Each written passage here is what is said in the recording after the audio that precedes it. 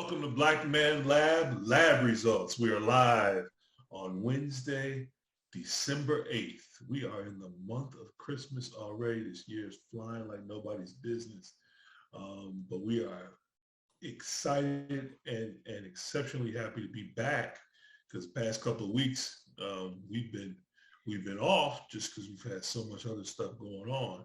But we are back and, like I like to say, badder than ever. So we're going to have a great conversation tonight talking about our Black Man Lab live session from this past Monday, which was around knowing your spiritual self.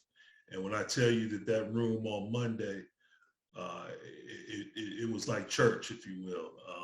It was a spirit in that room that I cannot begin to describe, but we'll try to give you that feeling tonight as we talk. Tonight I have my partner in crime back with me for first time in a long time. My partner Joe Barker is with me tonight. Joe, how you doing, brother? Man, I'm good. It's glad to be here. You know, it's like we knew that topic on Monday night was going to bring the smoke. It did. Last time we had the conversation, it was the same thing. You know, we had people changing religions. I mean, it's so powerful, man, when we talk about it, because in my opinion, it's at the foundation of all that we do. You know, those of us that are advocating for community, for youth, for people of color, for justice, educators, attorneys, you know, every aspect of what we do, the one common denominator amongst all of us is that spiritual foundation that drives us to do these things, man. So I knew it was going to be a powerful session, as it always is, man, but definitely glad to be back. I'll be off the road for a few weeks here until, you know, all the students get back in session, but definitely glad to be back with you, brother. Man, we're so glad to have you on Monday. Glad to have you tonight. I'm also glad to have our other brother, one of our other board members of Black Man Lab, who actually served as a panelist.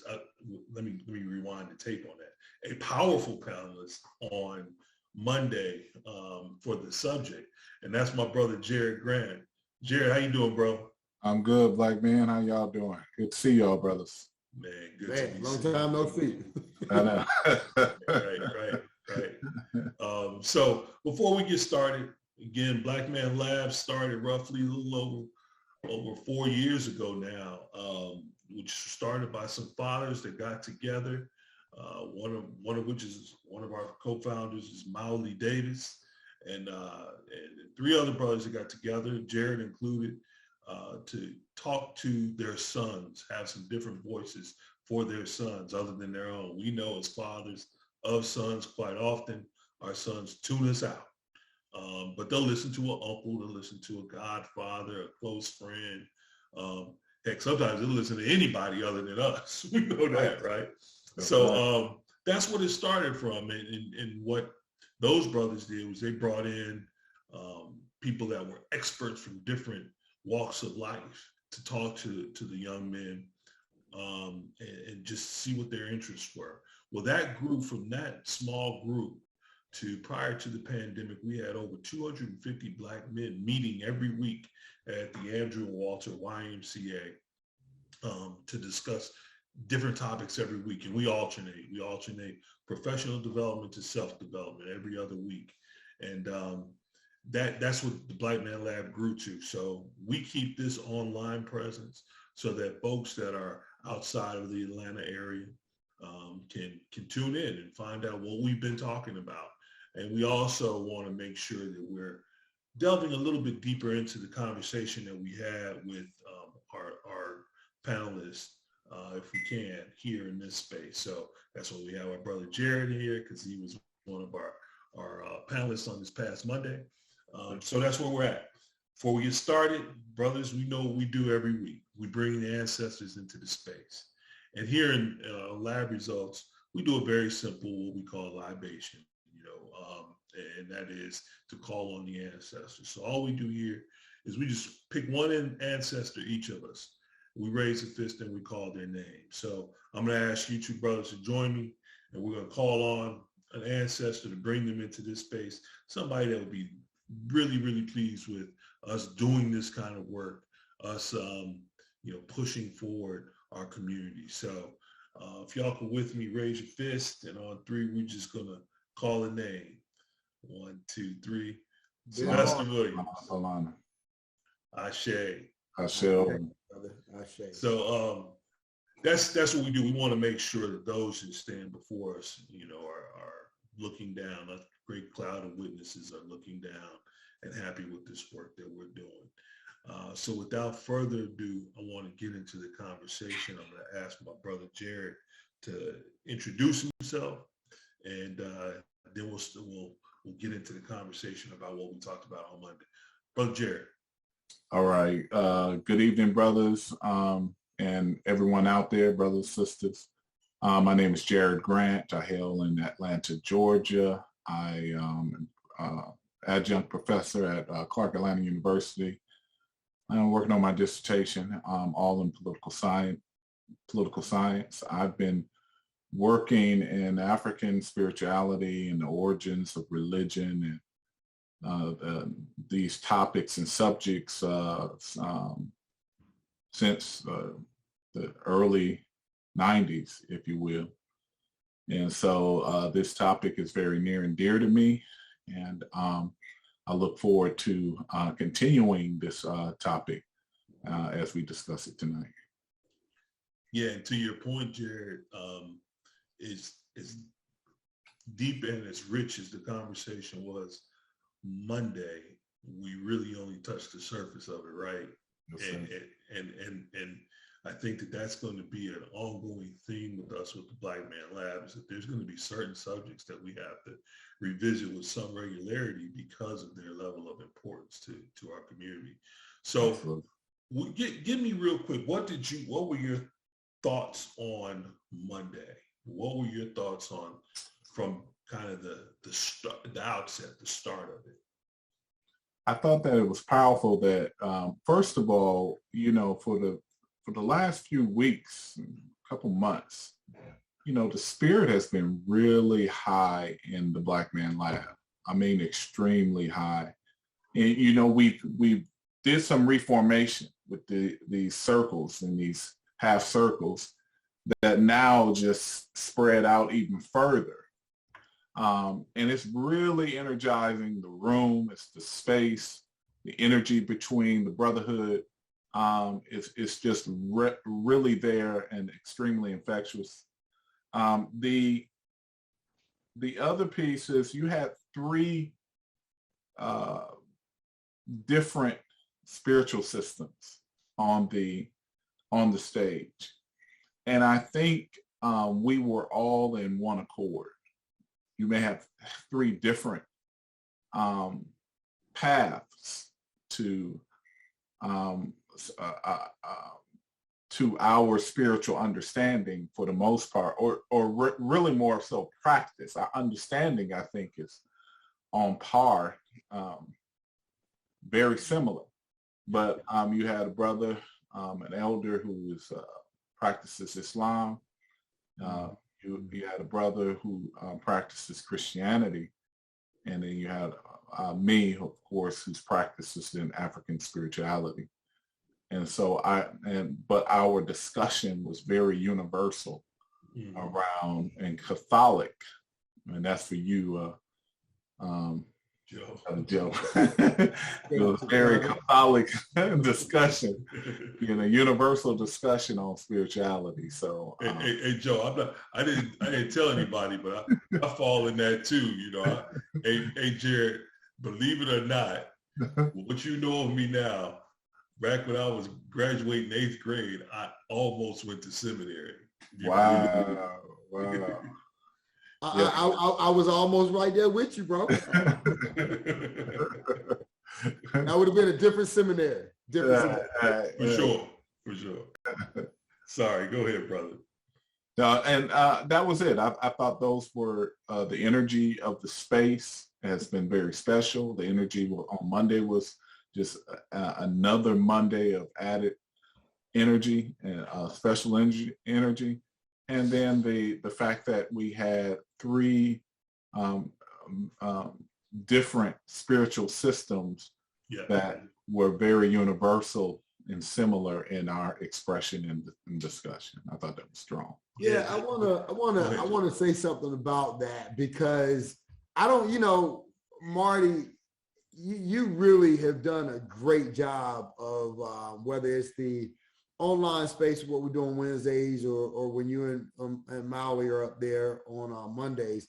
Man, you just do a great job of just really bringing our panelists into the conversation of what we're talking about and creating the panel. We all the board members help out with that, man, but you really are doing a good job facilitating that. And I was like looking at it like, I wanted to give you credit, like, did you really get like Islam, a Catholic,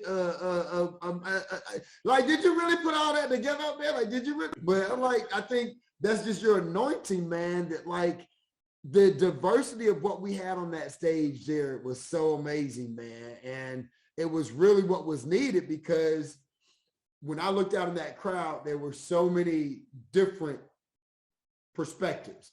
Even the young brother that asked the question, he kind of wanted some smoke. You could tell by his question. He was like, well, I'm Ifa and da-da-da-da-da-da. Like he came with wanting it, but like, Baba Jihad and you guys answered that so thoroughly and really diffused any differences and really made it more about how much we have in common, man. And I was just so impressed with the panel itself and the questions and how y'all answered them and how you all brought it back down to our similarities and how we are together instead of our differences, because that's so often what we see in this world. It was really impressive, man.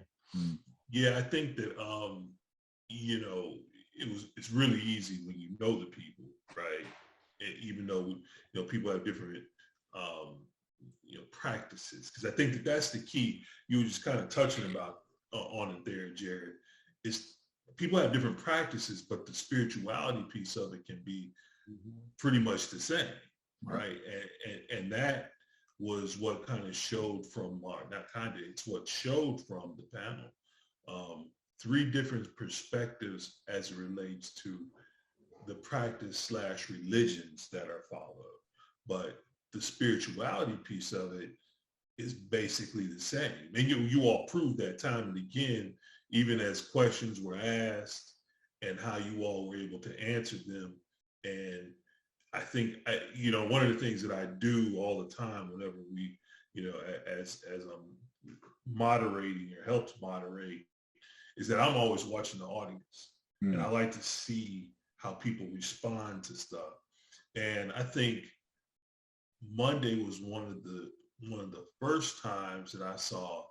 Now there's different people that always pull out pen and paper, but I saw cats pulling out their phone, taking notes, some people writing with the different gems that were being dropped because those gems were kind of across the board. None of you guys, there was nothing contradictory said between the three of you all. But the perspectives were just from each of your given practices, which I thought was beautiful. So again, Joe, I deserve nothing on that. That's all these dudes. Like I said, man, it's an anointing, man. It's that the foundation of who you are and who we are, what we're trying to do has been able to continue to put that in place, man. And Jarrod, I wanted to unpack a couple things with you. So on Monday, we definitely delved into a lot more of the commonalities, the spirituality and so forth. And a lot of times when you were given the opportunity to go into some of the background, you would answer it with some of the historical context, which is always powerful, but we couldn't really get into it too much because, everybody was answering. And one of the things I like about Wednesday nights is we get to dig into the depth of what some of the panelists were talking about. So I wanted you, if you could, just, again, we don't, like Marty said, we don't really need to know everybody's background because we know you so well, but I do like some of the background context that you were giving with respect to our spirituality, where it came from, some of the differences, some of what was taken, stolen, changed, modified. I would love for you to kind of unpack some of that, man, and speak on that in a little bit more detail or in depth. Yeah, so when we deal with, for example, African origins of spirituality or African origins of religion, it, it begins all religion because of all humanity began in Africa. And so when you had a continuity of people growing and evolving in a particular understanding and a way of understanding, it matures and evolves itself into these systems or a system for the most part. And so as it began to evolve and African people began to migrate out, they took their system and it flourished in other parts of the world. And so you get one of the first civilizations of Ethiopia, you have a old cultural spiritual system. You have its great granddaughter known as Kemet that begins this, Kemet, also known now as Egypt. The Greek name for Egypt is Egypt. That's Greek for Egypt, but we called it Kemet. And the Kamites, which was us, were the people, and they created a spiritual system as well. That's what we did. That's what we do as African people. So African origins of humanity, African origins of spirituality, also meant the African origins of religion. And so we flourished. When we went to India, we flourished in the Indus Valley in creating those systems. And one of the oldest systems was there before the others came and invaded and replaced the Upanishad with the Vedic system. And so we see the same with, Islam. We think Islam is thousands of years old. It's not very old. And there's an Ethiopian who was one of the progenitors of Islam by the name of Bilal. And so the mythology or the text, the context of its beginning begins with an African man who even Muhammad said comes from the most spiritual place on earth, was utilized in order to create the system of Islam. And this was given to those people we know as Arabs. And Muhammad always spoke highly, even in the Quran, speaks highly of Ethiopia, extremely high. And so there's a reason for that. When we talk about Christianity, the origins of Christianity begin in Kemet.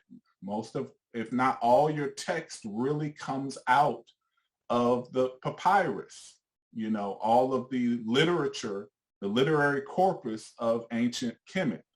And so you can draw many of the stories right out of that. But you had different sects that would create their own systems. And as Egypt was invaded, you had others trying to empower themselves. And then so stories get kind of changed around and, get bastardized or they just change. And so you had a renegade group that created the system of Christianity, but it comes from Kemet. And so the first 300 years of Christianity is known as the Coptic religion, which we find in Ethiopia. All of the artifacts that are famous in Christianity are in Ethiopia, even to this day. And so, but around 325 AD, you get another group of people, the Romans, also known as Europeans, who began to have conferences and make some changes to that version. Marty, you saw how Jarrod threw that shot. I saw your face, Marty. You saw how Jarrod threw that shot. Jarrod's like, I don't know who's listening, so I'm gonna just say, also known as Europeans. Right. We know what you wanted to say, bro. Go ahead, Jarrod. Yeah. Giving his also known as is. Right.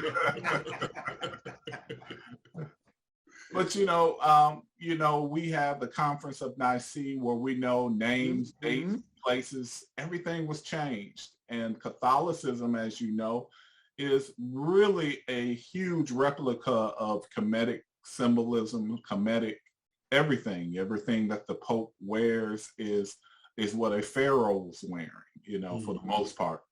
And so we know where these stories actually emanate from. And then we know what books were taken out, like the Book of Mary, for example, and other books that were taken out of during that time of the so-called Bible, for the most part.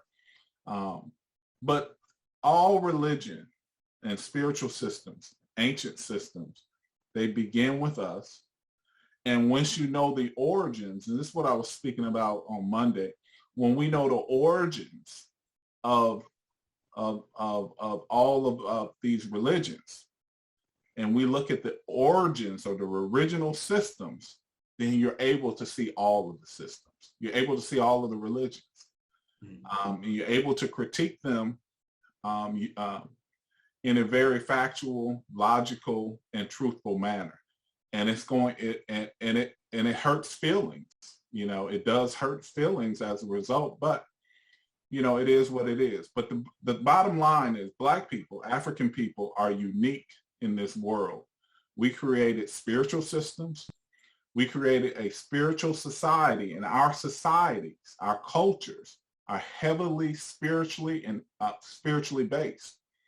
And so we brought about a certain type of humanity for culture that people had to behave and treat each other in a particular way. When we came to the Americas in chains, on these ships, the brutality that came about us, what did we do? We still brought humanity. We humanized America. We humanized democracy. It is in our DNA to humanize and spiritualize any system. Now, some people are going to look at those who have been, people who have been, cut down to the most oppressive state. We were made into this concept called niggering, niggas, which took away everything from us. And so those who go about killing and doing all of these unspiritual practices and things as well, or don't do these things based upon a spiritual principle, these things were taken away from us. This is what we, in some respects, what we became because of the folks that took us behaved and acted in these ways as well. And so wherever we go, even in Islam, we're the most spiritual. In Christianity, we're the most spiritual. I don't care what the religion is, you're going to find us at the center. And what Dr. John Henry Clarke would always state, we out Pope the Pope, we out Muhammad. We believe things exactly what they say they are when you provide us or give us another religion. And we want to be inside of a religious, and not really religious, but a spiritual system. It's in our original DNA, and it had been with us for thousands upon hundreds of thousands of years. I would dare say. And it's interesting that you articulate that way, because you can see some very clear parallels in our society where that spiritual piece is taking a left turn, if you will, because folks are following other people's thought processes / ideologies. And there's always this conflict with it too, right? Because you can see people that have, within our own societies that have taken that left turn. In other words, have done wrong, right? Or not living as my grandmother used to say, you ain't living right, right? But it's because they have that disconnect, because it's hard. I forgot which of you guys on Monday, was it you or Matt, that had pointed out yeah, I think it was you that said, my spirit won't allow me to do certain things, right? And that's the piece that I'm trying to figure out. What do we do in our communities to draw that back into, particularly our young men, our young folks. I shouldn't just say young men, but our young folks, period. Because once you have that in you, and you see it in some of our young folks, even within the Black Man Lab, that have that level of, you can tell, spirituality about themselves. What do we do to draw that back into them? And that's what I was working on as we were talking on Monday, because the spirit of that room was so strong. I'm like, how do we get this to everybody? How do we get this to all of our folks? Right. And I'm posing that question to both of y'all. Is I know it's one of those that you probably can't answer completely. No, I got a good answer for that. And I spoke a little bit to it the other day. And when we say spirituality, or we say spirit, let's reframe the word. Let's change the word. And I told you that let's change the word to energy. And so if you just change it to energy, it does something. It begins to start a paradigm shift, if you will. Because now you're saying, okay, so I'm energy. We're talking about energy. What's my energy between you and I? What's our energy, Marty, on the basketball court? Sure. You see, so we're trying to understand the energy. We're also always trying to upgrade the energy if we can, trying to be in the zone. Regardless of what we're doing, we want to be in the zone. Black Man Lab has been in the zone.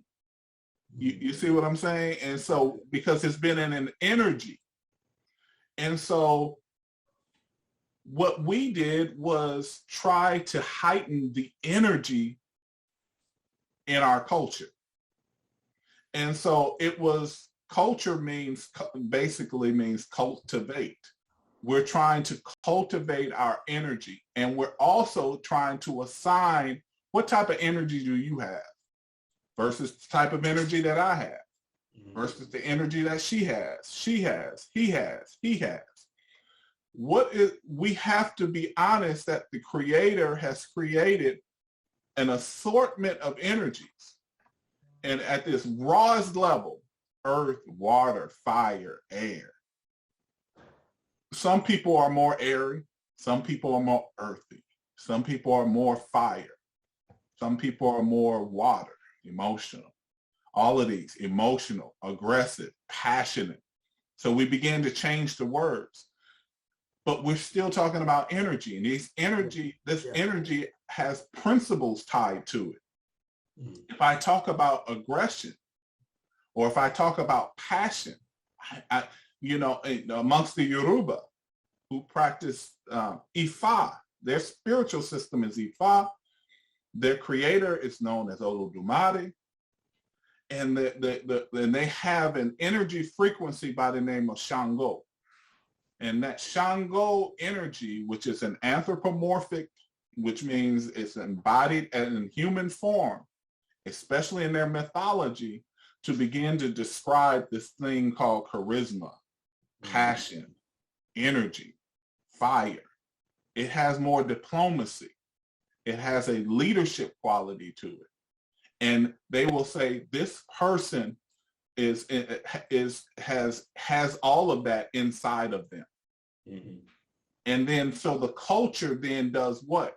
It recognizes that early on, after you're born, to say, oh, Shango has returned. And they give you a curriculum that helps bring that quality out. Remember, we talked about education a few weeks ago. And education deals with, it's a Latin word that deals with tying you back. You already came here with certain knowledge. And it's just pulling the knowledge that's already within you. So you're trying to return to something, to the source. And not to harm anybody's minds, but we're trying to return because we are all the sons and daughters of creation. Right. Now, not just one person. It's all of us, and it's about how do we all bring creation out of us. That's what we're here for. so one thing I want to offer also, and if my internet is bad, if I'm going in and out, whatever, man, You're doing good. You straight. You're good. Y'all move on without me. You know, when you have such a highly educated Negro like Jarrod Grant, I mean, I'm gonna just be me, man. I can't be nobody but me. I ain't understand half what that brother just said. He too smart for me, man. God, and I'm educated, doggone it. But let me say this, man. Like, I mean, in all seriousness, I understand exactly what he was saying, you know. And Marty, your point is, how do we get that to our youth, right? And so, what my low level understanding of that and how I, you know, kind of do what I do in the space I'm in is this energy. It's exactly like he said. Let's change that word around, this energy. And the thing that I saw the three brothers do on Monday night, which was so awesome, is they made sure they related that energy, that spirituality to our culture, or the universe that surrounds us, about creation. And so it all is plugged into the same thing, into who we are, a community. When Jarrod said that Monday, I was like, man, me and my sister been cracking up on this for a while. There's certain things that I cannot do. Stealing, certain things I can't do. Now I've done it, but that karma hits me immediately. It ain't a matter of, oh man, you know, I got to, no. There's certain things in my life that when I do it, karma gets me immediately. And that's just the universe telling me, no, you know better. Your consciousness is developed at a little bit higher level. So you know you're not supposed to do that. So stay in tune with your consciousness, because we're going to make you stay in tune. So when you take it to that consciousness of that energy, well, guess what? That's what, I won't say all our youth, but so many of our youth, specifically the ones that I'm mentoring on Saturday mornings, that's what they're not in tune with. They're not in tune with their conscience. So they're out doing all these things, not recognizing the conscious level of consequences they're going to have to suffer, because they're not tuned into that energy. So what we do is we help them be aware of, hey, did something ever kick into you and say you shouldn't have done that? Nope, never. I just, you know, I'm going to do it till I get caught. Okay, well, let's unpack that. Is that really, you know, what makes sense to you? Just keep doing bad things until you get caught. Like, what's your thought process there? And you challenge them to think, and you challenge them to get tied into that energy to ultimately be like, oh, yeah, that really didn't make a lot of sense. Like, but I never thought about that. Right. So once you're thinking now, you're tying into your energy. And once you're tying into your energy, you can't revert back, because that energy is going to hold you accountable for your actions at a real-time level. So often as a Black community, we get frustrated when our politicians or police officers do something that's bad that our European counterparts do constantly. And what's the first thing out of our mouth? Well, you know, we can't do what they do. That's all that same energy. We can't, because our culture, our energy is developed at a higher level. And so we know we're not supposed to be doing certain things. Sure. So subconsciously, when we say, well, we know we can't do what they do, we're recognizing that we as a culture have elevated to a level where we're not supposed to be doing those things. We're supposed to be doing differently. And we're holding ourselves accountable for that. Now, that's my elementary version of what Jarrod just said. Oh, no, it was beautiful, brother. Yeah, that was on point, Joe. Great. You know, just to add to that, it's interesting that one of the thoughts that I had is, and I've had this kind of maybe when I hit about 45 or so, I kind of had this epiphany of, you know, we really don't have anything figured out. As in our human form, we really don't have anything figured out overall. Now we do, and we act, and we do the work that we, you know, have to do to survive and those kind of things. But as it relates to what we're born with, right? I believe, back to what you were talking about before, I think that we are all born with specific gifts that the Creator put in us, a specific design. But what happens is as we move through life, there's all these other influences, and then there's also your own head, which you think when you think you got stuff figured out. But when you start to allow the universe to show you and listen, right? The spirit to show you and listen, you find your life moves you in the ways that you're supposed to go, you know? And I think that part of what our young folks are challenged with is that they get so much noise coming at them from the outside world, right? Whether it's social media, whether it's, you name it, all these different influences, that they miss that piece of it, that piece that the universe has already said what you're supposed to do. You know, it's already said what you're supposed to do. It's already telling you, trying to push you in a certain direction. But what happens is, again, our human form fights it all the time. That's right. You know, could you speak to that a little bit, Jarrod? Do you agree with that thought process? Yeah, so as you were talking about it, it reminded me also, and I spoke a little bit about this on Monday.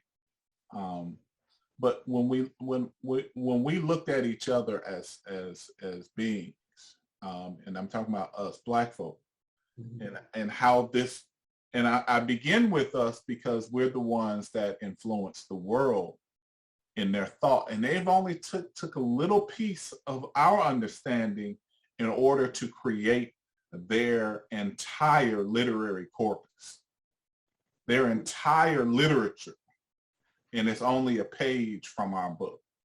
Mm-hmm. And so again, we're talking about energy cultivation as an individual, as well as a community or a people, part to whole. As it relates to nature, how do I also relate to nature? Or how do we also relate to nature? And so it Joe and I are alphas, and one of the things that W.B. Du Bois always talked about was the better making of men. And in the better making of men, and in our fraternity, one of the things that is always talked about is the cultivation and development of the college man.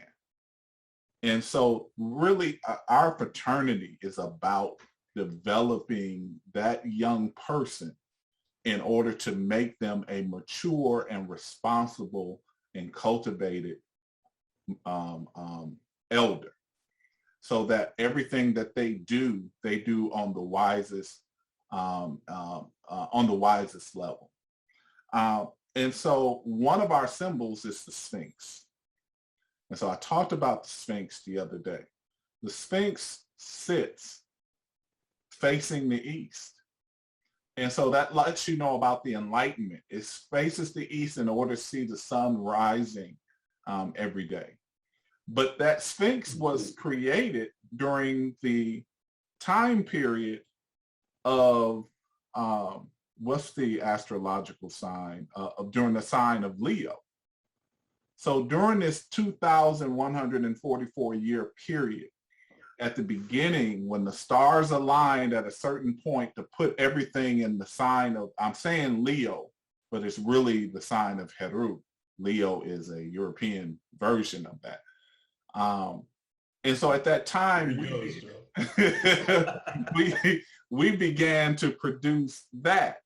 So we had the head of a human who's facing the spirit of creation, enlightened, but had the body of what? An animal. So it was speaking that a human is three parts: an animal, a human, and a spirit. Those are the three parts really of a human. And we spoke to this the other day, that that we are really spirit or souls having a human experience. Yeah.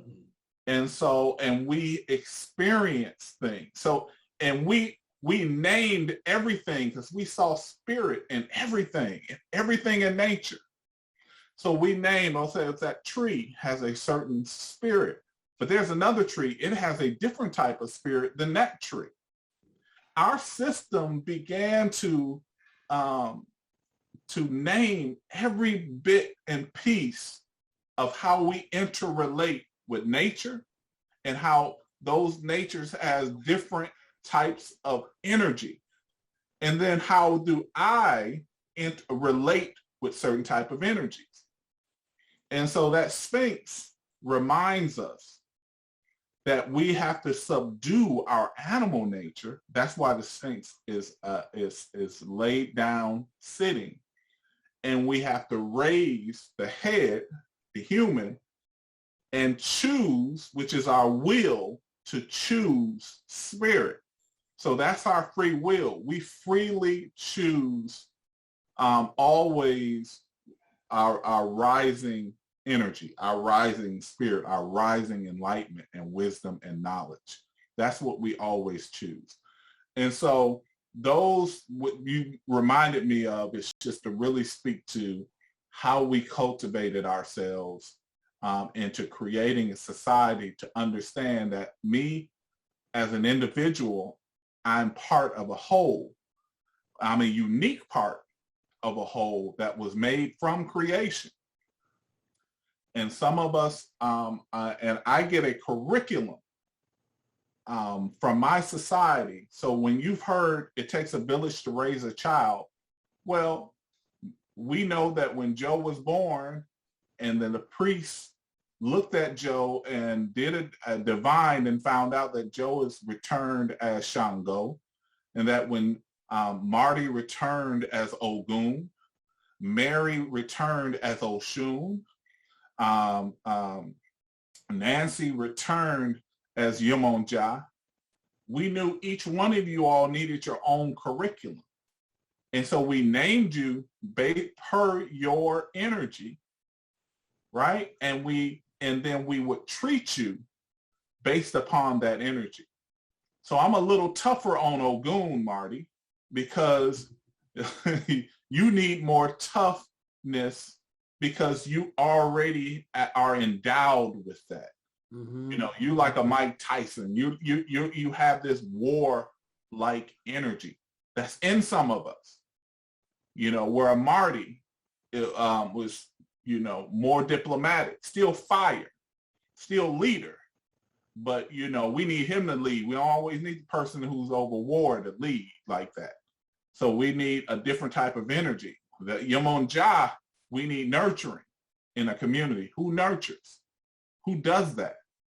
And the Oshun, who brings joy and love and teaches us joy and love through how she expresses herself. Mm-hmm. And so, so again, our spirituality, our spiritual system was very elaborate and very comprehensive.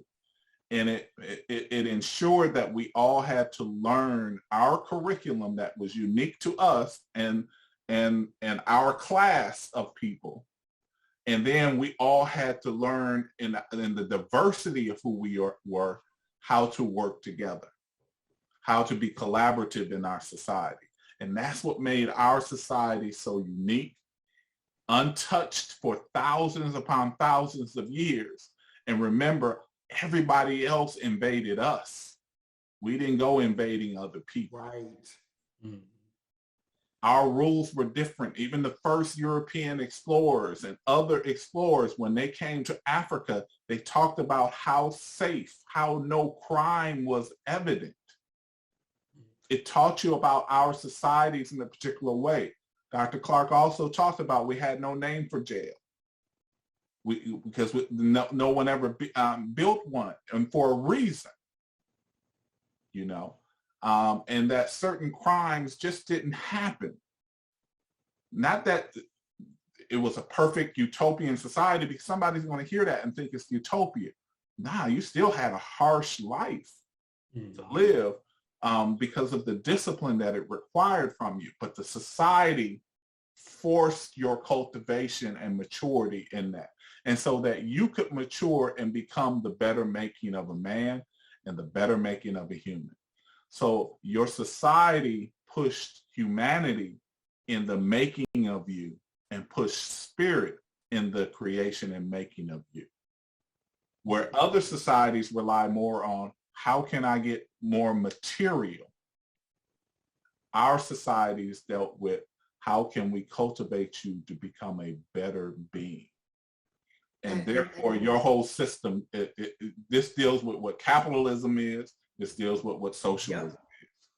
And now I think that sums up where we are as a society. Why we have such an internal struggle when we want to chase the bag and do all these things, because really that's not who we are. That's who society has wanted us to become. But Brother Jarrod, that's what an amazing summary, man. Like that said a whole lot about even our political infrastructure, you know, and why we don't fit in it. No, it's very hard for us. If you've ever watched, did you see Game of Thrones? I did, yeah. Bruh, I mean, I love Game of Thrones. I thought it was one of the best TV, that and The Wire, the best TV ever. Right. That's a hell of a combination. Oh, right. And they're uniquely different. Yeah, you know. Yeah. But the Game of Thrones teaches you about European society. Yeah. Sure.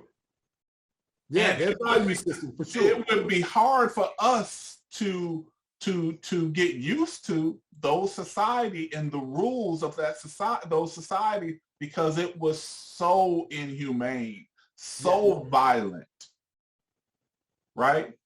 I love hearing this verbiage where people like to say one of the first jobs, the first careers is prostitution. Well, that only happens in an imbalanced, unequal society. You didn't have that. You weren't selling yourself in our societies like that. Yep. And so that just didn't occur. And it's hard for people to understand that because we live in the reality of today and we know and see that, and it's normalized in what we see today. And it's hard for us to understand.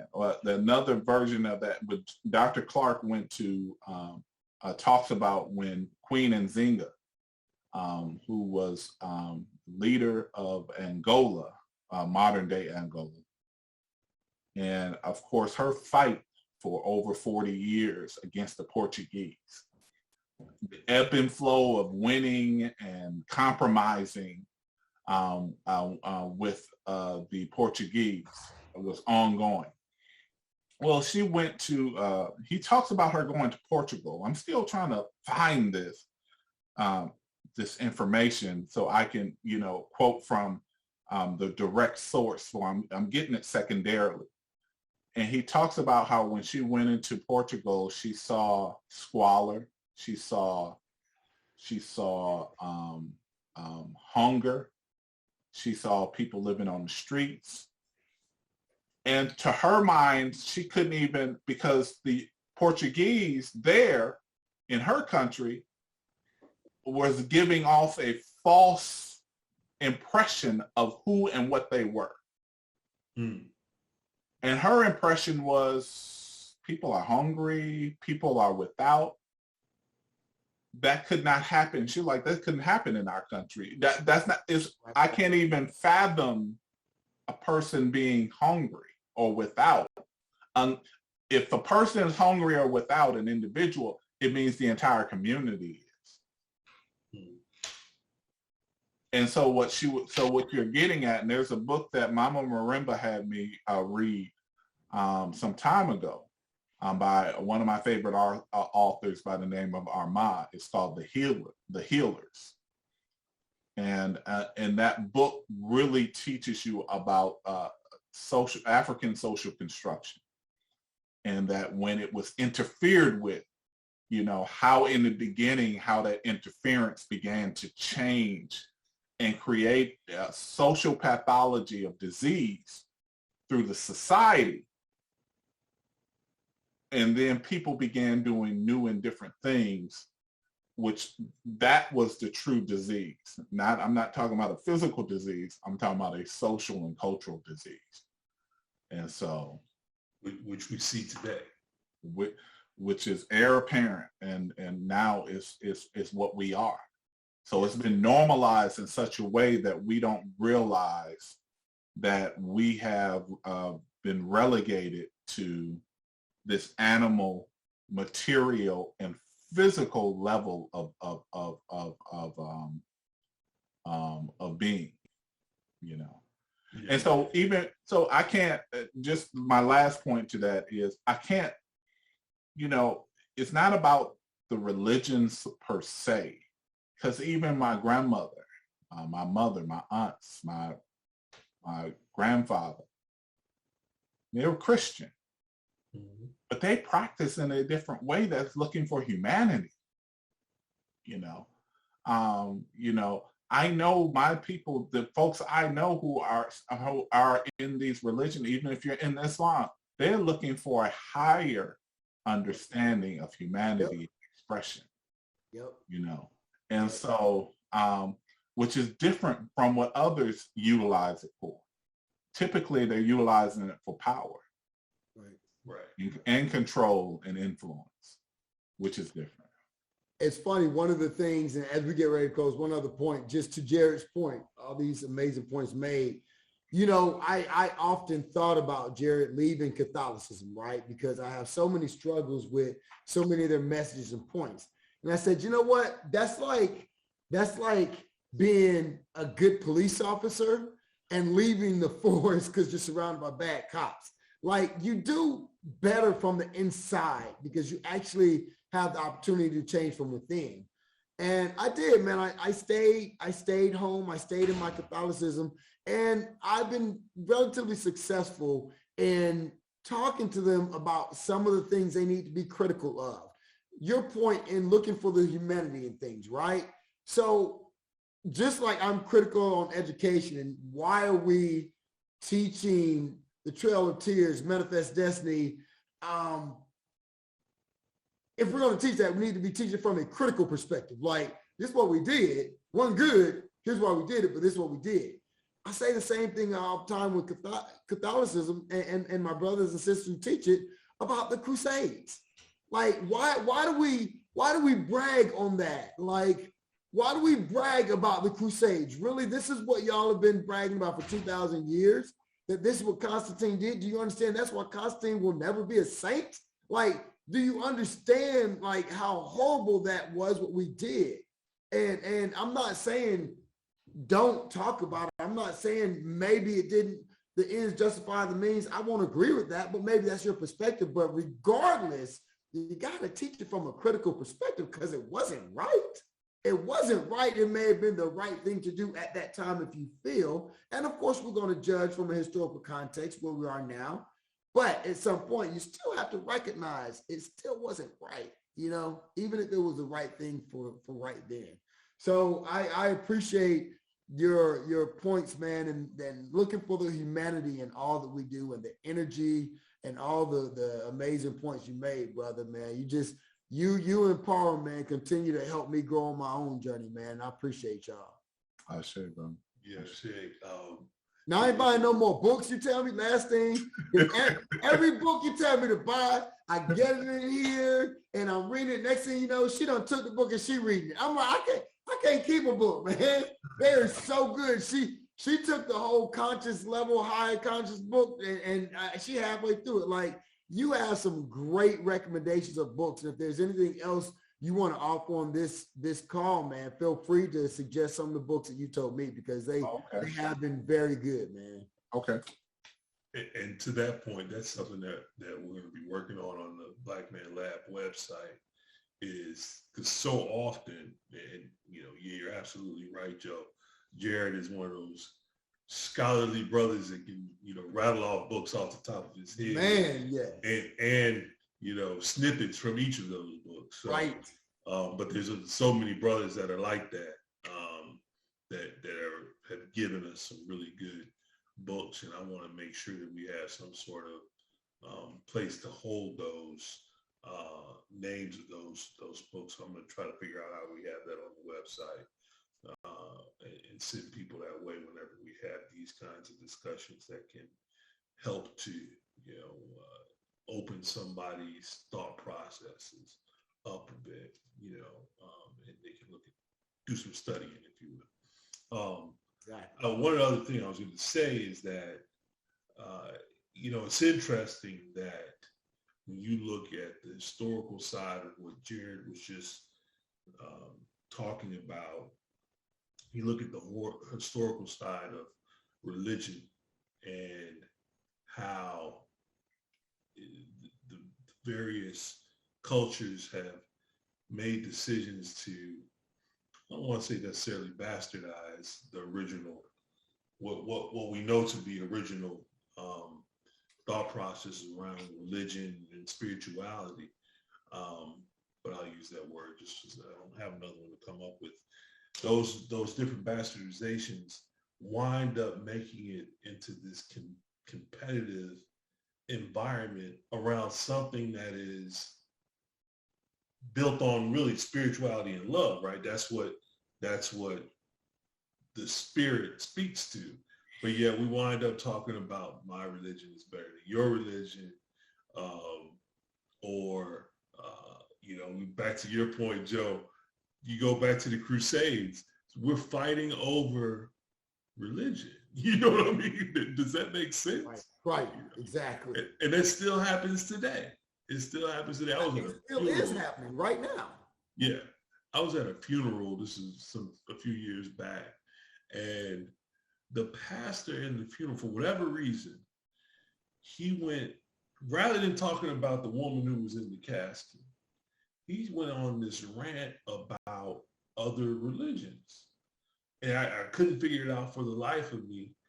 And I thought to myself then, this is diametrically opposed to what the spirit of religion is supposed to be all about, right? Yeah. Because to the point of Monday, we had 3 different perspectives, but yet everybody had the same points of view, right? Absolutely. And I don't know. I don't know where is that divide and how do we overcome it is a question that I guess is just going to sit out there. But it's unfortunate because when you have that higher level of understanding, totally changes the way you operate. Definitely. Totally changes. Definitely. Y'all talk about the Crusades, but the Crusades was based upon a lie. Exactly. The other thing is, of course, there's also dealing with power and who was going to be in control of the minds of the people. The Europeans were doing it through their form of Christianity, and who they were fighting against, of course, were the Arabs of that time, in seeking to control Jerusalem, and therefore to be able to control the people, because information, your system of information, which religion is, that system of information means that the entire people will be up under the control or the influence of that particular information system. And so it was important to be able to control these people. And so that's why it was also important to control us in whipping us into both of these religions. We forget about about 1,000 years of Arab enslavement, that we were enslaved by the Arab, and the 500 years by the European, and that all of North Africa was taken from the African under the auspices of Islam. And so, and of course, the facilitation of Christianity as a mechanism of power over us as African people. And so these are critical in trying to understand, why do people try to take us back from our own original creation and making? Because it empowers us in an entire different way. Our civilizations were spiritually based. our political system was spiritually based, not religiously based, but spiritually based. And it's what empowered us to make some of the greatest civilizations ever known to mankind. No, nothing to dispute there. We are at the time limit. Yes, Jarrod, sir. man, your points have been just phenomenal, man. I appreciate it as always. My continued growth from listening to you, man. Marty, you want to get us to get out of here? Oh, yeah.